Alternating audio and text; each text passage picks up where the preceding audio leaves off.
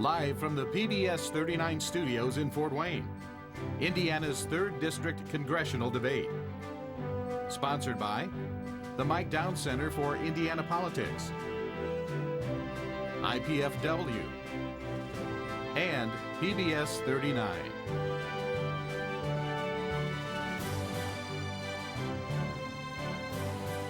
Hello, and thanks so much for joining us this evening. This, by the way, is the only debate that you will see amongst the 3 candidates running for the 3rd District Congressional race here in Northeast Indiana. I'm Jennifer Blomquist, and I will be your moderator for this debate tonight. So again, we appreciate you tuning in to learn more about each of the 3 candidates running for the race. And I want to remind everybody that we have put a lot of thought into the format of this show and trying to keep it as fair as possible for all 3 candidates. So let me explain to you the basic guidelines, just so you know that we have fairness at the top of our agenda. Here's the format for the debate. We'll begin with each candidate having 1 minute to give an opening statement. Then we move on to the question portion of the debate, and I will ask the first candidate a question. They will have 1.5 minutes to answer that question, and then after his response, I'll ask a follow-up question, which the candidate would have 30 seconds to answer if time allows. Then I will ask the same question to the second candidate. He too will have 90 seconds to answer, followed by a 30-second response to a follow-up question. And the same goes on for the third candidate. Now, this pattern of questions and responses will continue for 4 questions, rotating who answers first each time. Now, after the 4th question, each candidate will be given 30 seconds to clarify, correct, or elaborate on previously made points, kind of a rebuttal type of situation. And I'll move on then to more questions, 2 more, that will follow the same pattern we just described. Once the question portion of the debate is complete, we'll wrap things up with each candidate providing a closing statement. So time is of the essence. Without further ado, let's go ahead and get started with our debate tonight. And I'll introduce you, of course, to the 3 people who are involved in this. Next to me, this is who is going to begin answering the first question tonight, Scott Wise, the Libertarian candidate. And next to him is the incumbent Republican candidate, Marlin Stutzman. And next to Marlin is Justin Kuhnle, who is the Democratic candidate for 3rd District Congressional race. All right, gentlemen, thank you so much again for all of you agreeing to participate tonight. And as I said earlier, we're going to begin with our opening statements. We did coin tosses for all of these to keep it as fair as possible, and Justin has agreed to be the first candidate to speak. Go ahead. I want to thank PBS and Downs Center for allowing us the opportunity to come before, let the people hear the voices of those that are running to represent 3rd District. In the past, I've run really never as a candidate. I've been focused on my social work background as with a degree through business in Purdue. I live in Kendallville with my wife, Beth, and our new infant son, Lincoln. I've also worked in the schools, and what I've seen is the need that a person of the people come up and try and fix the problems that are faced. And that's why I kind of presented myself, that my grandfather gave me a background that if you see a problem and you don't do anything about it, you're just as responsible for not standing up. And I take that to heart. And that's what I'm bringing forth is the family-centered. How do we promote the family? All right, thank you very much, Justin. And Congressman Marlin Stutzman will be the second one for an opening statement. Go ahead. All right, thank you. It's great to be here, and I appreciate the opportunity to join both Justin and Scott at this evening's debate. Of course, I want to thank WFWA for hosting it, and also the Mike Downs Center for Indiana Politics, and appreciate all the work that Andy Downs does over at IPFW. Of course, we know that we face a lot of challenges in our country today. I, of course, always want to keep my family in mind. My wife, Christy, and I have 2 sons, Peyton and Preston. We reside in Howe. I come from a family farm and also a small business background. And I've taken those experiences with me to Washington. It's been a real privilege and a real honor to be able to serve the folks from the 3rd Congressional District in Washington, D.C. As I said, we have a lot of challenges today that we face, but I believe more than anything that we have to find ways to meet those challenges and give optimism and hope to future generations because at the end of the day, we're all Americans and working for the same goal. All right, thank you, Marlin. And third for opening statements is Scott Wise, a Libertarian candidate. Go ahead, Scott. Thank you, Jennifer. I want to thank everybody watching on Channel 39, 39 itself, IPFW, Mike Downs Center, and thanks to Andy, too. My name is Scott Wise, and I'm running for the 3rd District House seat as a Libertarian. I was born in Columbia City, where I live with my wife and kids. I work in Columbia City at Warner Electric as a continuous improvement manager. I've studied and watched politics and international affairs my entire life. Have a degree from IU in South Bend, and I want to be your congressman. All right. Thanks to all the candidates for the opening statements. And as we said earlier, we're going to be on a rotating system here for the questions. And we'll begin with 4 before you have your chances for rebuttal. So let me begin with the first question, and it's about foreign policy, and definitely something we hear about on the news every day. Do you support the United States' current policy of conducting aerial strikes against ISIS forces in both Iraq and Syria? Now, if not, would you support an alternative plan, such as arming anti-ISIS groups, working with the Syrian government, conducting ground force operations, or perhaps a policy of complete non-intervention? And Scott, you will be the first candidate to answer this. Yeah, thank you. That's probably one of the most difficult foreign policy issues we've had in a long time. When we left Iraq, we left a vacuum there, and then we had this Arab Spring that sprung up, and Syria started a civil war there.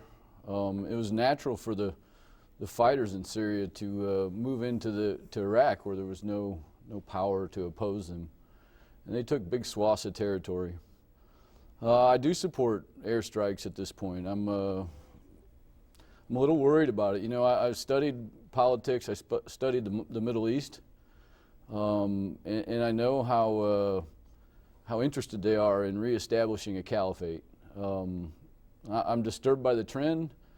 I think that we have to work with forces in the area to help us fight back against the ISIS people.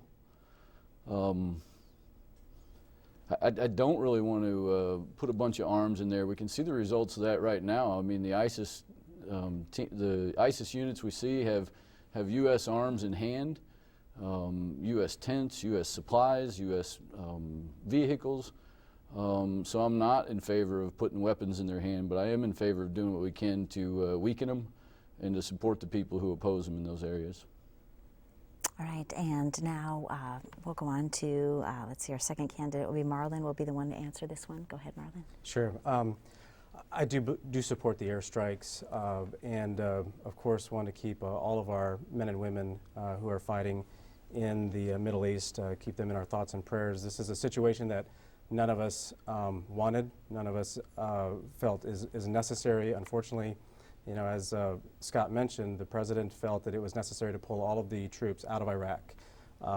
Against the advice of former Secretaries of State Leon Panetta and also Secretary Gates. And so, you know, we can look back and we can be critical of the president's decision, which I think we should do, but at the same time, looking forward, we have to realize that if we don't deal with this problem now, that it'll only grow greater, and I believe it will be more of a threat to the United States. ISIS is relentless. They are brutal. They are willing to destroy and kill anyone in their way, whether it be Muslims, Christians, anyone that disagrees with them. They are willing to eliminate them. And I think that it would be a mistake to arm Syrian rebels or any rebels, for that matter, in the Middle East right now, because we don't know who are our friends, and the last thing we want is for those weapons to be pointed back at our own military. And so I do believe that we are eventually going to have troops on the ground to some extent, unless the airstrikes prove to be more successful. All right, thank you, Marlon. And Justin, your final thoughts here. I approve of the airstrikes going on right now. One of the most essential things is to understand that it was a combination of us pulling the troops out, but also us having al-Maliki's corrupt government in place. When you don't include, when the tribes of Iraq were never included, you left a vacuum for the tribes to feel unappreciated and not a part of the system. And you saw how that happened when ISIS was taking over northern Iraq. The Iraqi army was laying down their arms or turning their backs and joining ISIS. It's going to be a continuing problem unless it's a regional approach to it. When I watch reports of Kobani that's about ready to fall, but watch Turkish battalions sit across the border and just watch the airstrikes happening and not being a part of it. My fear is that it's just going to be becoming another United States war unless we get regional partnerships to actually take part and do something about the ISIS threat. For us to put our troops on the ground just puts it as an American war. And with a war-weary nation the way we are, it's going to continue to be a problem that's just going to be hassled. We have to have an exit strategy, and right now that does not appear to be. All right. Thank you, Justin. And we do have follow-up questions for this. Scott, I'm going to give you this one. Based on some of the comments you made earlier, it has been said that politics makes strange bedfellows. So how closely, with that in mind, should the United States work with Iran to address the issue of ISIS? Yeah, I don't think we can trust Iran. And this is a spooky area. I mean, this is biblical turf. I worry about it, and I'm not certain what to do about it. But I don't think Iran is going to be helping us any. I'm about out of time, but the Turks make it complicated. It was mentioned, and the Kurds, and it's a mess over there, and there isn't any good answer. But we need to take care of Americans first and foremost. All right, thank you. Marlon, your follow-up question is, there are some who believe that the United States should seek out more partners to help address ISIS. Turkey, of course, is a major power in that region. So what are your thoughts about the United States putting pressure on Turkey? If not, why not? But if you think they should, why should it be pressuring, or what should we be pressuring Turkey to do? Or example, should we be arming the Kurds or putting their own troops on the ground? The Kurds are probably our best allies in the region. I do think that this is a moment for the president and for us as a country to put pressure on those countries who say they're against terror, but have not acted in that manner all the time. This is an opportunity for us to flesh them out and say, listen, if you are with us on the fight against terror, we need you to step up to the table and to fight as well. The president needs to stop announcing to our enemies what we will not do. And so I believe all options should be on the table. All right, thank you. Justin, given Northeast Indiana's history of welcoming refugees from various war-torn countries over the past 2 decades, what do you think? Should we volunteer to resettle refugees from the Syrian crisis here as well? I'd be hard-pressed to accept that. We've been very welcoming as far as with the Burmese population, and have seen us open up our doors and welcome mats for other nations. However, when we look at the needs of as far as what Northeast Indiana has, we can't continue to be that open door policy. We have to have a needs of our citizens come first. We can be opening, we can work with the governments over there, but we can't become the babysitter that they need. They need help, and that's what we need to do, is provide the help. All right, thank you to all the candidates for that, all your answers to question number 1. We'll move on to question number 2 now, which is more of a national issue. We've seen a lot of commercials, I'm sure you've seen them as well on television lately, asking for donations for charities to help wounded veterans. And I have to say, some of them really pull at your heartstrings, very emotional, and they involve the whole family and the veterans' children as well. In light of that, why is there even a need for the private sector to help pay for disabled veterans? Isn't that supposed to be the job of the Veterans Administration? So what would you do to rectify that situation and to provide necessary support for our veterans?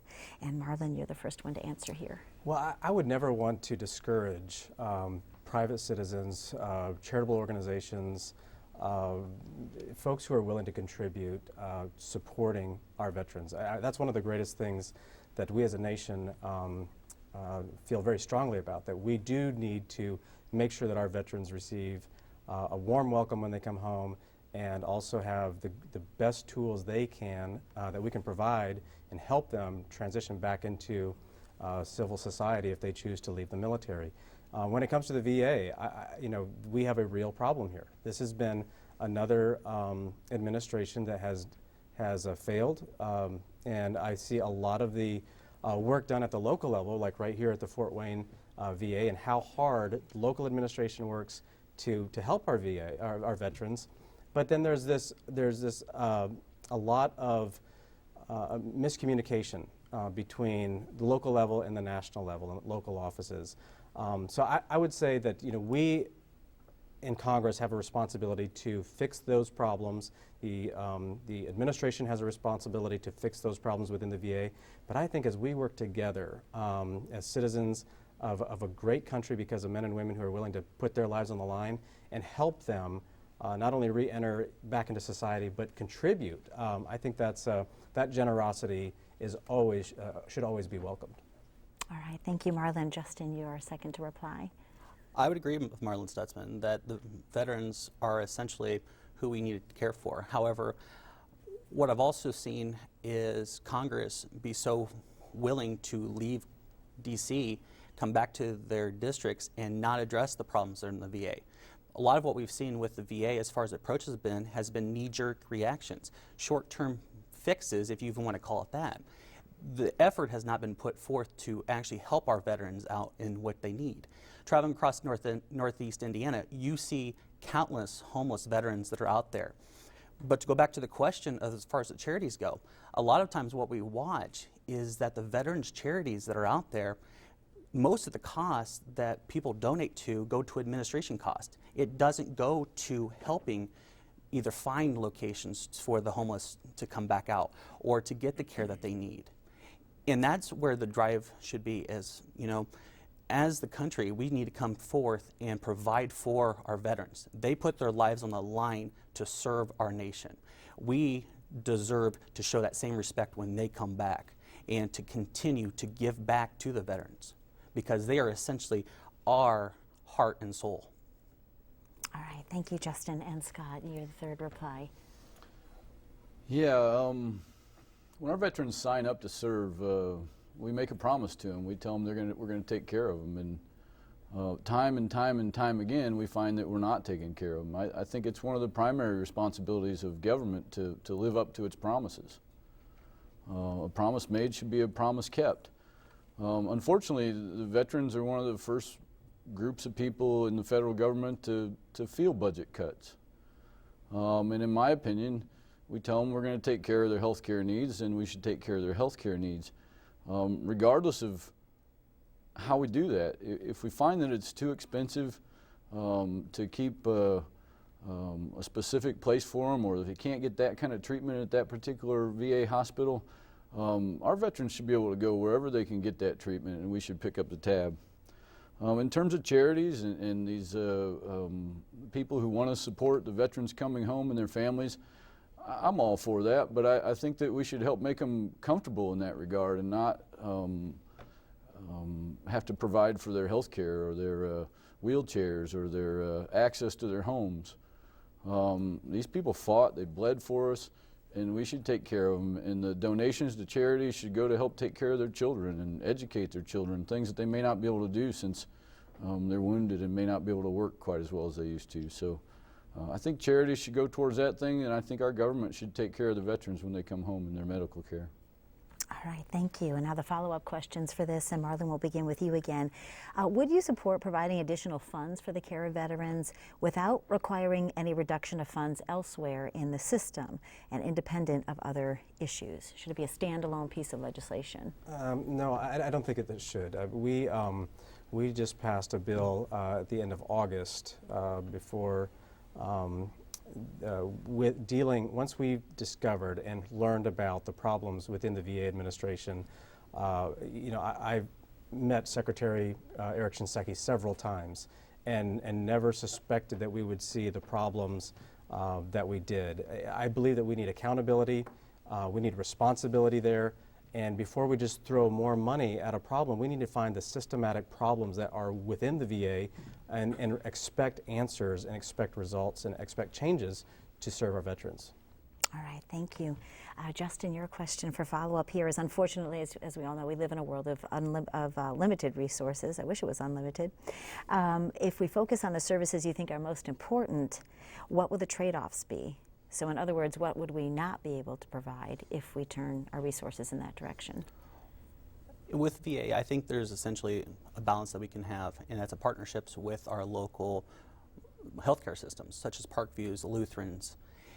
With those groups and working in tandem with the VAs, you can actually develop a streamlined continuity of care where a vet that doesn't have access to a specialist at the VA can have the charts follow them to the local hospitals through the ERs, but then have the VA pick up the tab of that, because that's really what's afforded. It's not reassessing our values or money, but it's letting the vet actually choose where they're going.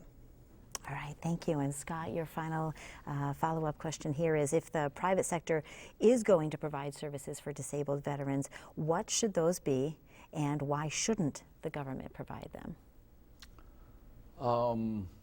Those services should be whatever it is that the veteran needs that they can't get through the VA or through the government.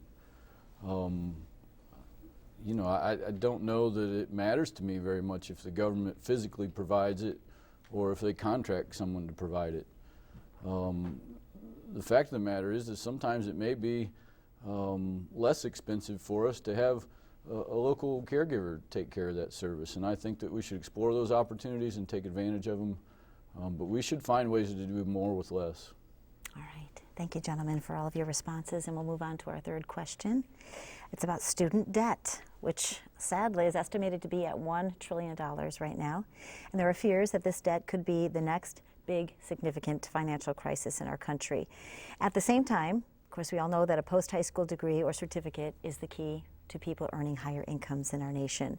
So how should the federal government balance averting a financial crisis caused by student debt, while at the same time encouraging post-high school education? And Justin, you're the first one to respond. I think having high schools provide for training classes going into college is essential. I think in September of 2013, it actually topped the $1 trillion mark. Excuse me, that was in September of 2012. I believe the latest estimate shows it at $1.3 trillion. And that's just the federal subsidized. That's not including private student loans, which unfortunately doesn't have an actual number amount to it, but is estimated to be 3 times that amount. One thing that hurts people is they don't have the job readiness skills to go into it. A lot of kids that go into college don't have an idea as far as what grades or what kind of classes they want to take, what kind of degree, career they want. So a lot of times they bounce between careers, and I personally was responsible for that. I was the same way, going in thinking I wanted to be in computer networking and end up in organizational leadership. You know, it's a trade-off, but you learn about yourself in the process of that.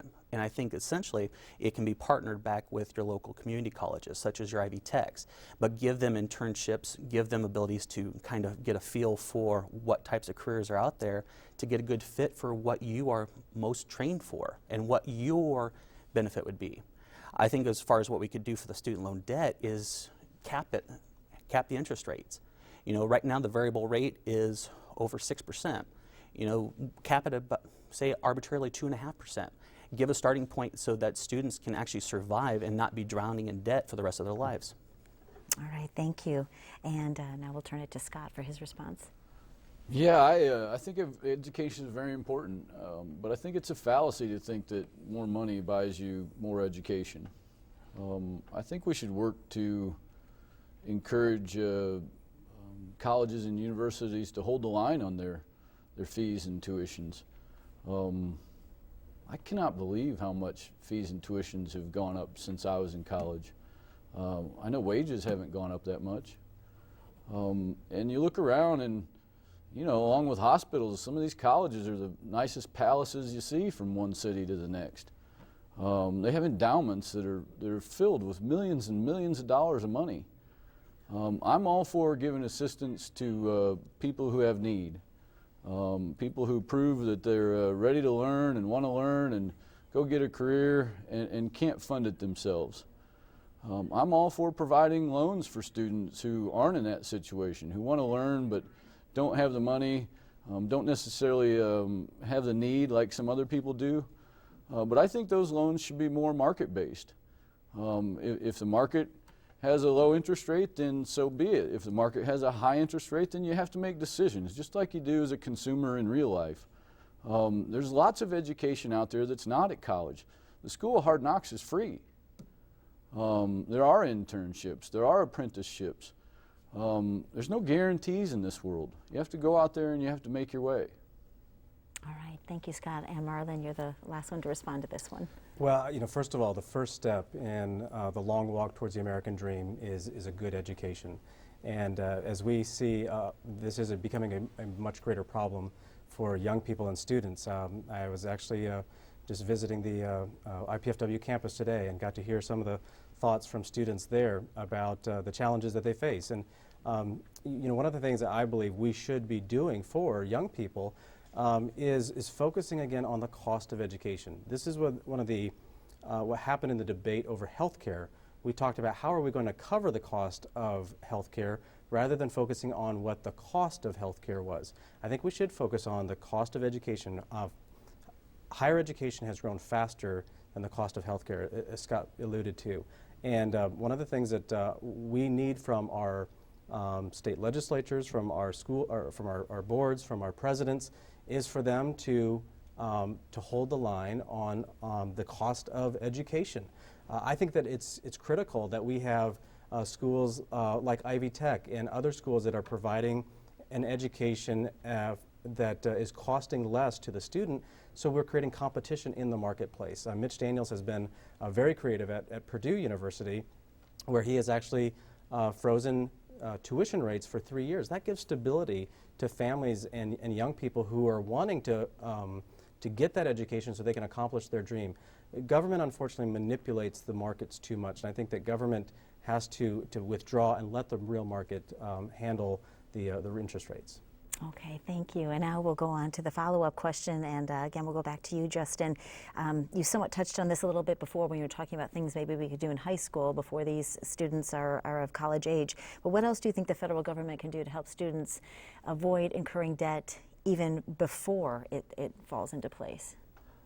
I think one of the things you can do in high school is what we did was aptitude test. Get a feel for what a person can do. Those are free tests. Those are really found online, and it gives a kid an incentive to kind of get a feel for who they are as a person. And I think that's the part where we need to start affording those opportunities to develop. We can't teach just to a textbook. We have to give the real life experiences. And a lot of those times you can even get them to a college, let them tour a class that's going on to get a feel for what class is like. All right, thank you, Justin. And Scott, your question. There's a great deal of focus on people earning degrees, so-called STEM, the acronym STEM, which is science, technology, engineering, and math degrees. Is this where education should be focusing its attention, or what do you think about disciplines that promote things like creativity or just the traditional liberal arts degrees? I like the liberal arts degrees. I think it makes students think.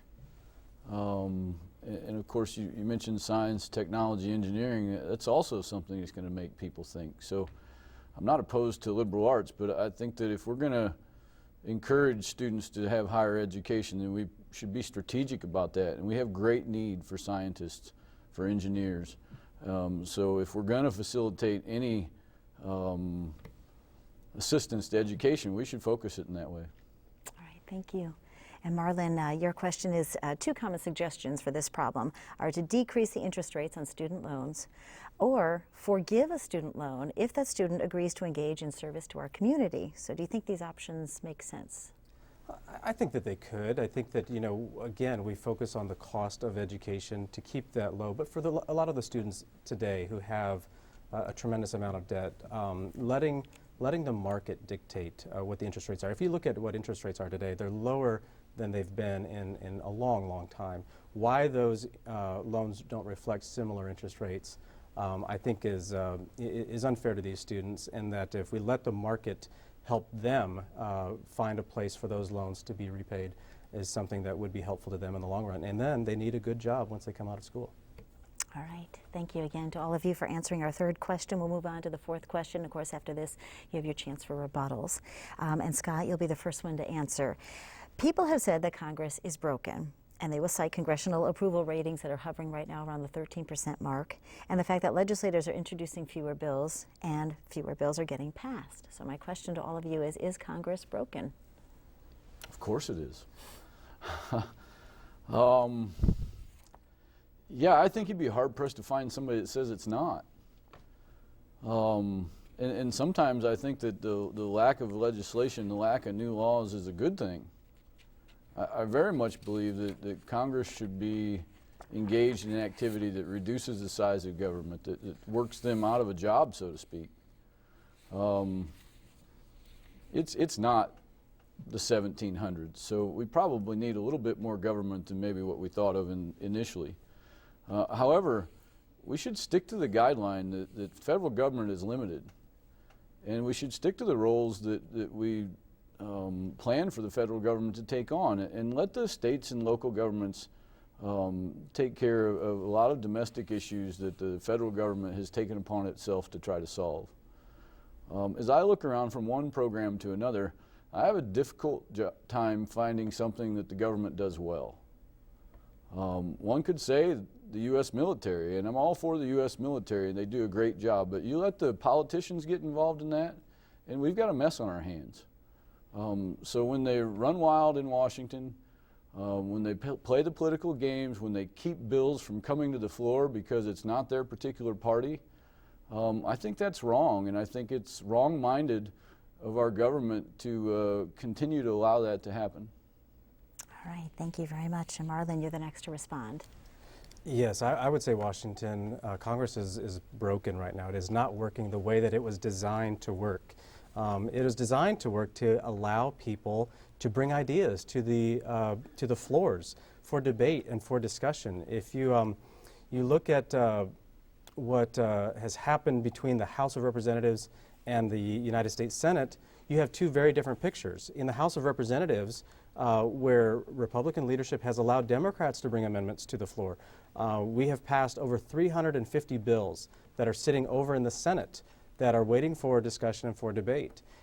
In the Senate, bills are not passing. Bills are not being discussed and debated. Harry Reid has locked down the Senate, and because of the rules in the Senate, it is holding a lot of bills from being heard, actually moving forward. I think that there's two problems. One, the regular order. We need the regular process of how bills come through committee, they go to the floor, amendments can be offered by either party, and let us vote on tough issues, because that's what we're there for. We're there to fix problems. And then also the scoring that is done by the Congressional Budget Office. Oftentimes those numbers come back and they'll tell Congress that it'll either reduce the deficit or it'll increase the deficit. And we've seen some really, the scores that have come back from CBO have been wrong. One in particular was on Obamacare. That was much more costly to the American taxpayer than what was told to Congress at the time. I think that should be something that should be fixed as well. All right, thank you. And Justin, you're the final one to respond here. In a word, yes, Congress is broken. And it's broken because with 13%, 90% of them are going to return to office. You know, as I've been terming it, that's the status quo that's got to go, because if we continue to believe that we keep sending the same representatives back to Congress and we expect them to change their ways, we're fooling ourselves as citizens.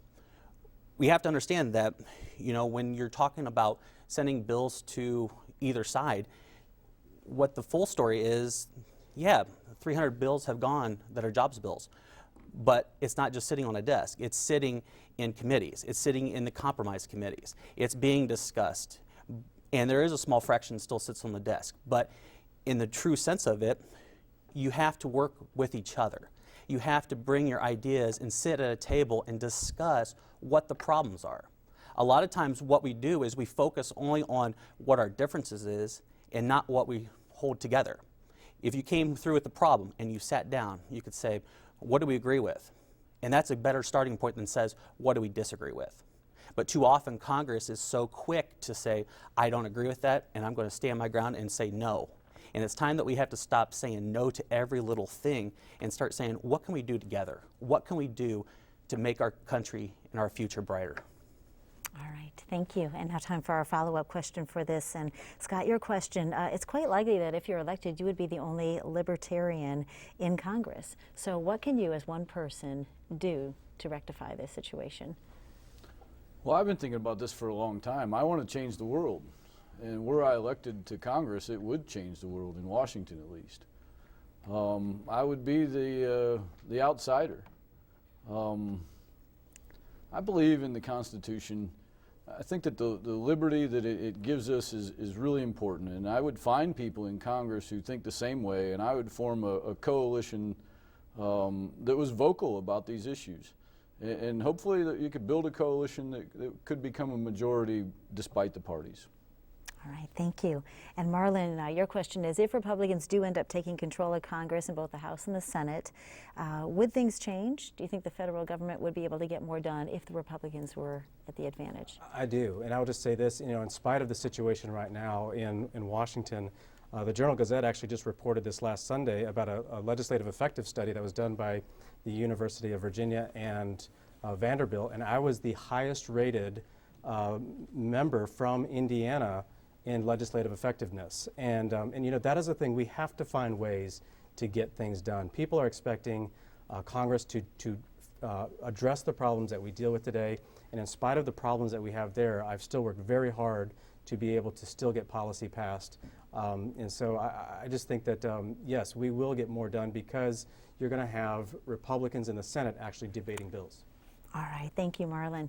And now is time for our comment period, or if you want to call it a rebuttal section. And we're going to do a little different format here. This is based on a coin toss, so we'll do away with the order that we've been using for the questions. And Scott, you were the one who were going to comment first. So you have 30, each of you has 30 seconds. Okay, I'd like to go back to foreign policy a little bit. And we talked about ISIS, and I think that it's a topic that's on everyone's minds right now. But I'd like to remind everyone that since the fall of the Soviet Union, we believed that it was a safe world out there, one where we didn't need a strong America. You have China probing the Pacific Ocean, you have the Russians probing the Arctic Circle, and I think it's very important that we have a strong United States government in foreign affairs, and that we implement our goals throughout the world.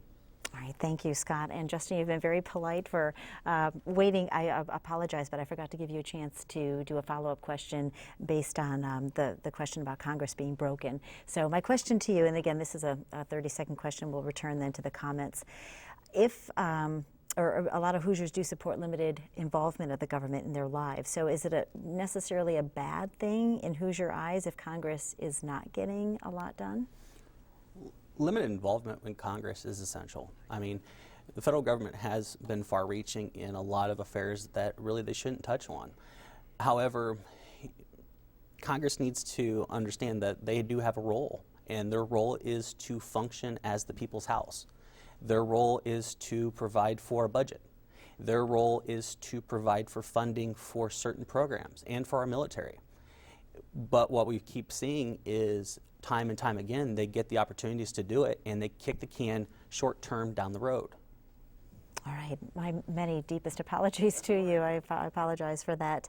Let's return now to the comment portion of our program. Of course, Scott just gave it. You don't get to go again, Scott, but thank you. I want to remind everybody that he has delivered his address there, and now it's Marlon's turn. Well, I'd like to follow up a little bit on the foreign matters that we're dealing with as well. We need a strong leader addressing the situation in the Middle East. Of course, you look at what's going on with the Ukraine and Russia, and people around the world look at the United States and watch, what are we going to do? How are we going to handle a problem?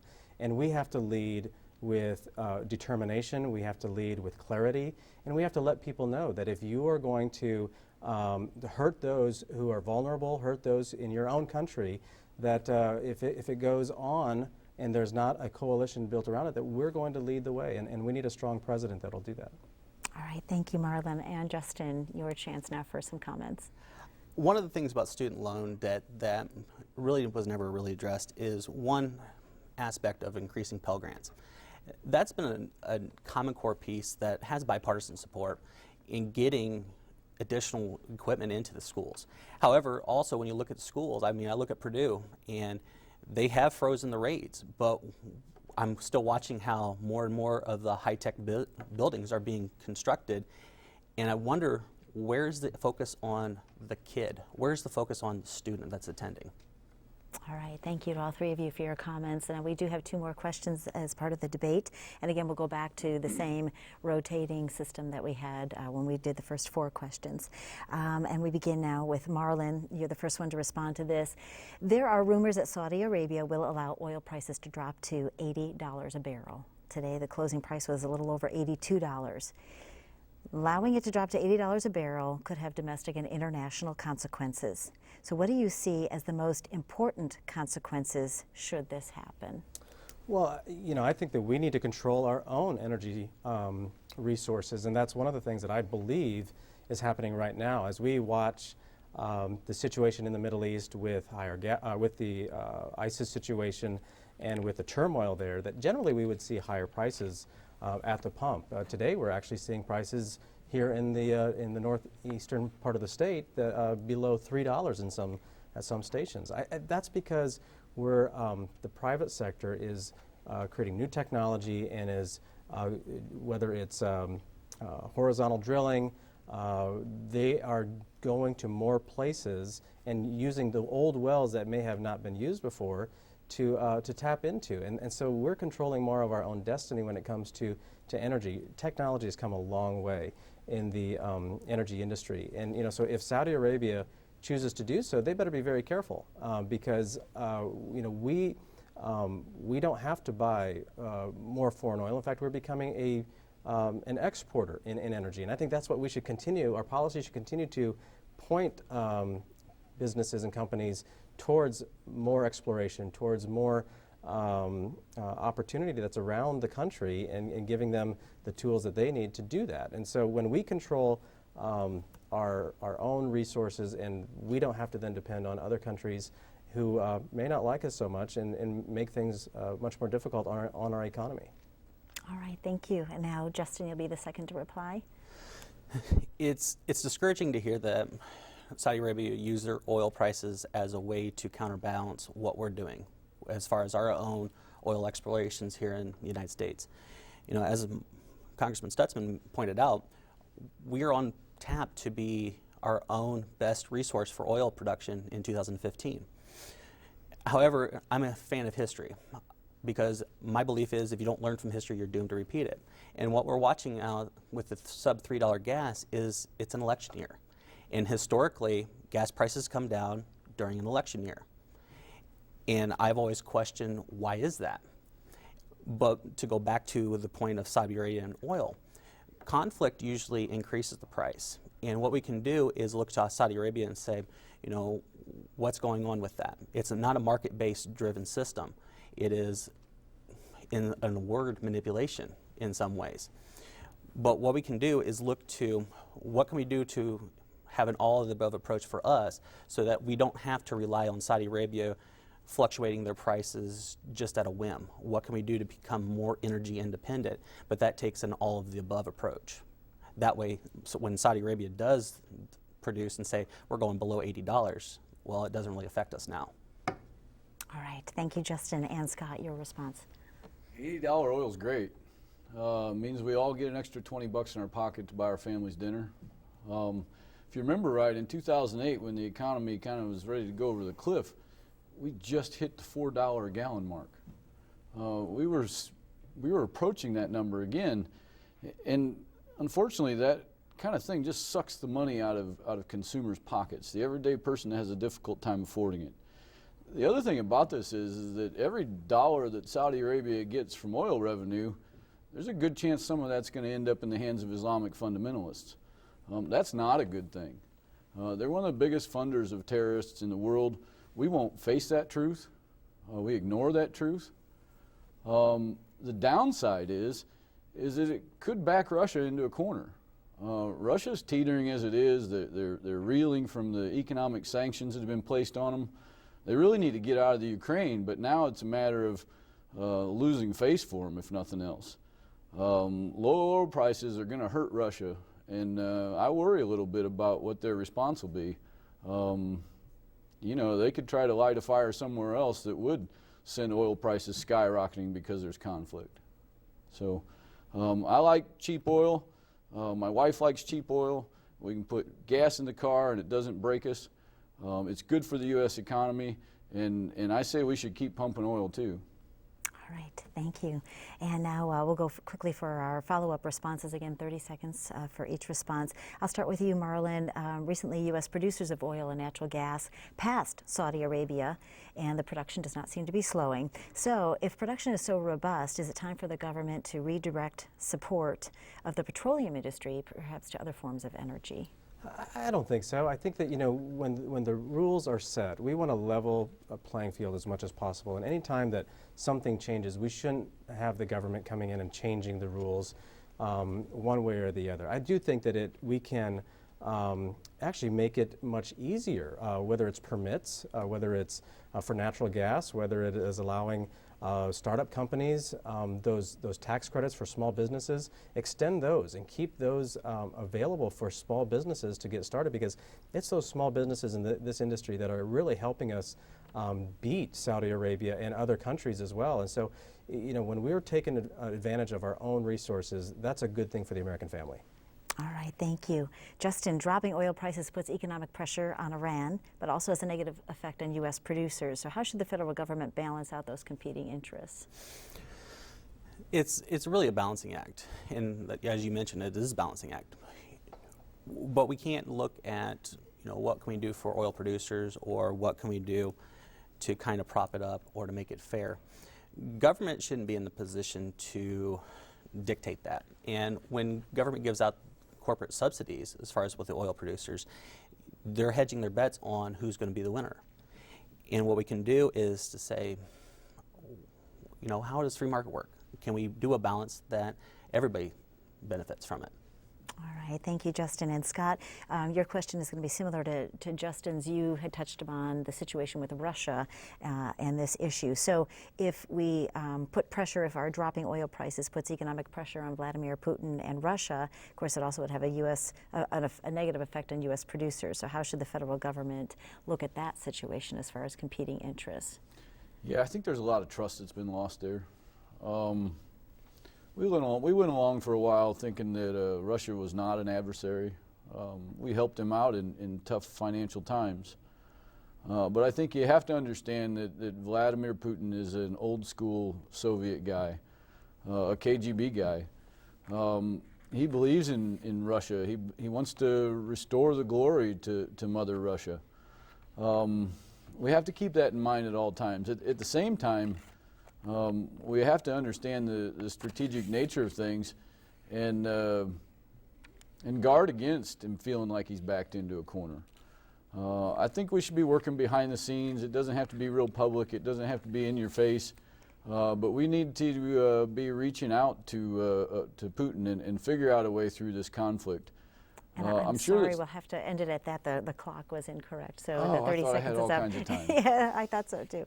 Okay, thank you, gentlemen, for your responses to all those. We have one more question to answer, and I do want to tell you, because time is of the essence, there will not be a follow-up question to our sixth question. So we'll begin with Justin responding first. This question is about infrastructure. So according to the American Society for Civil Engineers 2013 report card for America's infrastructure, our country earned a rating or a grade of D+. And the report estimated that we would need to invest $3.6 trillion by the year 2020. So how do we get to this point, or how did we get to this point, and then who's responsible for getting us out of this situation? And go ahead, Justin. Sure, thank you. That's been one of my quintessential pieces that I focus on with it. And I've seen the same scorecard rating, and I've watched how the 13 scores are pretty dismal. And D+ rating, that just screams at me that we have not done enough. And a lot of it has come with government inaction. They haven't worked with the private community. They haven't worked with local and state governments as far as what we can do to balance it. And when we look at it, we're looking at state roads here in Indiana that are being chipped and sealed. We're looking at ongoing construction that is not really benefiting anyone. If anything, it adds to congestion, which increases oil consumption with our gasoline. But we were looking at bridges that are decaying. We're looking at waterways that continue to get polluted or to continue to get degraded. The American Civil Engineers Society gave a map, a guideline as far as where to address the needs in the communities. And I've kind of worked in my knowledge of that and developed a plan that actually focuses on all 13 so that we can start producing it. And I think they call for $30.6 trillion over 5 years to 2020, I believe. But that's where it comes from. These are the people that know the systems. They know where the improvements need to be lying at, and we need to listen to the people that are on the front lines as far as what they're saying our cities and our communities need. All right, thank you, Justin. Scott, you're second to respond. Yeah, I wrote a term paper in 1990, I think, that talked about the fall of the Soviet Union and the fact that China was not a strong adversary yet. And we had a window of time to turn inward and work on our infrastructure. Unfortunately, that was like $14 trillion of debt ago, and we didn't do anything about it. Our infrastructure is a critical factor in this country, and we have to take care of it. It needs to become a higher priority, and it's one of the few things that I think the federal government should involve itself in. I talk a lot about cutting the size of the federal government and sending the money back to the states and local governments. I think that some of it has to go into our federal highway system, some of it has to go into our bridges, but some of it has to go to pay the debt down. So we reduce the size of the government, we take care of the business that we need to take care of, and we turn money back over to states and local governments. That's the plan. I've been hearing about it since 1980 when Ronald Reagan was elected, but we haven't seen hide nor hair of it. It disturbs me that this is a very good example of how we've refused to take care of the basic necessities of our country. We talk and we talk and we talk, and we make this plan and we make that plan, and we create a new program here, and we spend billions and billions of dollars, and we borrow it, but we won't take care of our own backyard. All right, thank you, Scott. And Marlon, you have the final word here. Well, this infrastructure and transportation should be one of the federal government's highest priorities right after our national defense. What we need is roads and bridges to help commerce in a growing economy. And unfortunately, we haven't had the leadership in Washington to deal with this particular issue. I believe that we're too heavily dependent on the gas tax. We have cars that are actually doing better on gas mileage. We are consuming less per mile than what we were 20, 30 years ago. We should reevaluate our priorities. As Scott mentioned, transportation should be one of the top priorities. And in a time when Washington, as we talked about earlier, is not working, we should be working on transportation. Transportation should not be a partisan issue. It should be a bipartisan issue where we can work together with both sides, with both parties, where we all have needs. We have, roads in California need to be fixed just like roads in Indiana need to be fixed. And so we should be able to have both parties coming together. But we haven't had a president who is willing to come to Congress and say this is one area where we should all be able to find common ground and fix a problem. I think that tax reform would be a great place to start. I have no problem taking money out of the general fund to pay for roads and infrastructure because we have become, as I said, too heavily dependent on gas tax. Let's make that a priority and say that we're willing to invest in roads and bridges, in the infrastructure that's going to help a 21st century economy. And I think you'll find a lot of bipartisan support if we have the leadership. All right, thank you to everybody for their answering question 6. And now we move on to our closing statements. Each of you will have 60 seconds to respond. And again, the order changes a little bit due to a coin toss before the program. So Justin, you will be the first to give your response. Go ahead. Throughout this general election, I have been focusing on listening to the stories of the 3rd District. And that has led me to 12 different counties, lots of different communities, and lots of different faces. But quintessentially, what they're asking for is for Congress to work together. Congressman Stutzman talks about wanting to have a bipartisan approach to our infrastructure needs. And then when the time comes for a one-time short-term solution, he votes against it. And that's our Highway Trust Fund. That is essentially what our infrastructure is based on. And we need to put that emphasis on what is important. And our military and our infrastructure is desperately important. However, we can't just continue to look at it as far as, we talk a good talk, but when it comes to action, we don't act. So through electing me, we're going to get in a fighter. We're going to get somebody that is going to fight for the common good and one that will balance the budget. So I ask for your vote on November 4th. All right, thank you, Justin. And of course, we do want to remind everybody, November 4th, just 2 weeks from today. So our debate is over. I appreciate all three of you participating, and once again for the audience. Oh, I'm sorry. I guess we're closing the show, and we still have closing statements to go to. Marlon, you're the second one to go, and again, 60 seconds. All right. Well, thank you, first of all, to the Mike Downs Center, and of course to PBS 39 for hosting the debate tonight, to both Justin and to Scott as well for their participation. You know, I believe that America faces some tremendous problems right now, and we need strong leadership in Washington, D.C. I've been very humbled and honored to serve the 3rd Congressional District in Washington for the past 4 years, and I will continue to fight every day to make sure that America is strong, that our economy is growing, and continue to push back on the regulations that hurt American families on a daily basis. One of the taxes that was in Obamacare was a medical device tax. That is taking millions of dollars out of Northeast Indiana on a monthly basis. We see regulations continue to slow down small businesses. People can't hire the way that they were able to. People are trying to find ways to make ends meet right now, and we need a strong economy where we're seeing wages increase and people have more opportunity. And so I would ask for your vote on November the 4th to be reelected to the United States House of Representatives. All right, thank you, Merlin. And again, a minute for you, Scott, for your final comments. Thank you. Our government is bankrupt, literally and figuratively. We all know it. We let the same people who buried us under this mountain of debt and corruption continue to rule. They rule to sustain their power. They sell ideas to us and our children. The government is the answer. They're afraid people will find their voice and reclaim the republic. So they spy on us. They arm agencies with no police power. And they arm the police like a military. I believe in the Constitution. The liberty and the independence it offers are unique among nations, and the fuel that made America great. I believe others think this way, and I will work to build a vocal coalition that, God willing, will become a majority and put these two corrupt parties on the sidelines. My name is Scott Wise, and I'm asking for your vote for U.S. Congress. All right, thank you very much, Scott. And again, Scott Wise, Marlon Stutzman, Justin Kuhnle, thank you so much to all of you. 2 weeks from today is Election Day. I want to remind everybody the polls are open from 6 a.m. to 6 p.m. in Indiana. Everybody's vote counts, so don't think that you're wasting your time by any means. We hope for a good turnout at the polls. And I want to remind you again that on Election Day, the polls are open from 6 a.m. to 6 p.m. I think I already told you that. I'm Jennifer Blomquist. Thank you so much for tuning in tonight. Take care and have a good evening.